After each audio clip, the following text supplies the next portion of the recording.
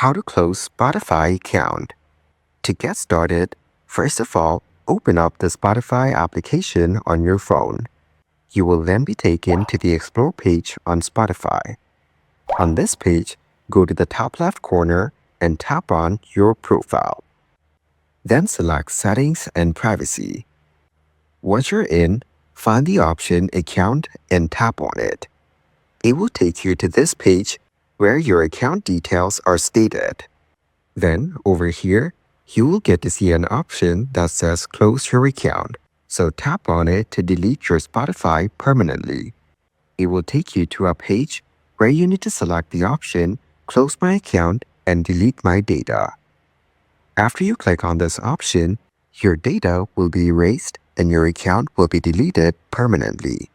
So, just by following these easy and simple steps, you can easily close your Spotify account.